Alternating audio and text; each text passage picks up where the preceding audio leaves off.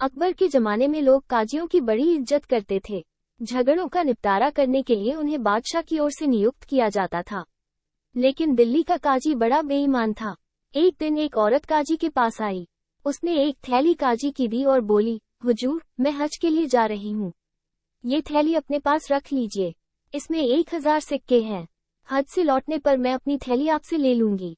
काजी ने थैली देखी और पूछा, कब तक लौटोगी?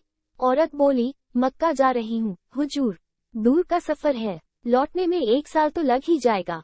काजी ने बूढ़ी औरत से कहा, देखो, मैं रुपए पैसों से कोई वास्ता नहीं रखता, लेकिन मैं तुम्हें नाउम्मीद भी नहीं करना चाहता। तुम थैली छोड़ जाओ। हाँ, तुमने अपनी थैली पर मुहर तो लगा दी है ना?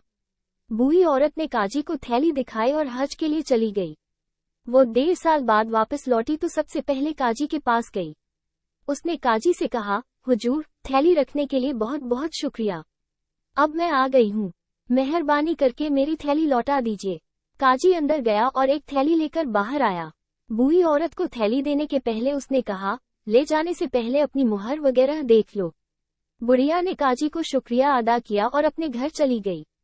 घर जाकर जब उसने थैली खोली तो उसे चक्कर आ गया। वो चिल्लाई, हाय अल्लाह, इसमें तो ठीकरे ही ठीकरे हैं, मेरे सिक्कों का क्या हुआ?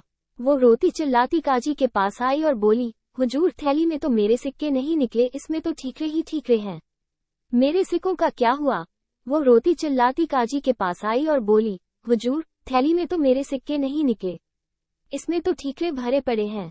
काजी ने शांति के साथ कहा, मैंने तो तुम्हारी थैली को देखा नहीं कि उसमें क्या है। तुमने जैसी मुहरबंद थैली दी, वैसे मैंने तुम्हें लौटा दी।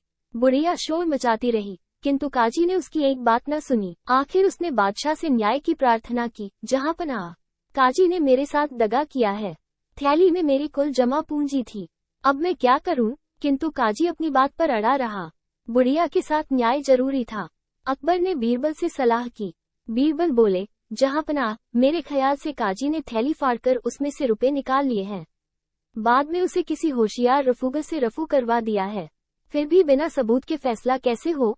बादशाह ने पूछा। जहांपनाह, आज रात को सोते समय आप अपनी चादर का एक कोना फाड़ दीजिए, फिर देखिए क्या होता है, बीरबल ने सुझाव दिया। दूसरे दिन बीरबल के सुझाव के अनुसार अकबर ने चादर का एक कोना फाड़ दिया। रात को जब वो सोने गए तो उन्होंने देखा कि चादर को बहुत होशियारी से रफू कर दिया गया है। उसे देखकर यकीन ही नहीं होता था कि यह कभी फटी भी थी। अकबर ने पहरेदार को बुलाया और पूछा, इसे किसने रफू किया है? पहरेदार ने सफाई दी, जहांपनाह, मेरी खता माफ हो। सजा पाने के डर से मैं शहर के सबसे होशियार रफूगर के पास गया था, उसी ने इसे रफू किया है। ठीक है, अब तुम जाओ और कल को उस रफूगर को दरबार में हाजिर करो। अकबर ने हुक्म दिया। दूसरे दिन रफूगर को दरबार में लाया गया। बादशाह ने उससे पूछा, ये बताओ, कुछ दिन पहले तुमसे किसने काम कराया था? रफूगर ने कांपते हुए कहा, जहांपनाह, काजी साहब ने। मैंने उनकी ठीकरों से भरी थैली रफू की थी। इसके बाद काजी को दरबार में बुलाया गया। वहां रफूगर को देखकर उसके होश गुम हो गए। वो जमीन पर गिड़गिड़ाने लगा, जहांपनाह, मैं कबूल करता हूँ कि इस औरत के सिक्के मैंने ही लिए थे। अकबर ने हुक्म दिया, काजी, तुम्हें बर्खास्त किया जाता है। इस बुढ़िया को चुकाने के बाद तुम्हारे पास जो भी दौलत बचेगी उसे शाही खजाने में जमा कर दिया जाएगा। इस इंसाफ से बुढ़िया बहुत खुश थी। अकबर अपने प्रिय बीरबल के बारे में सोच रहे थे। दोस्तों, अगर आपको कहानी पसंद आई हो तो वीडियो को लाइक कर लीजिए और चैनल को सब्सक्राइब करना ना भूलें ताकि आपको ऐसी ही और कहानी मिलती रहे। धन्यवाद।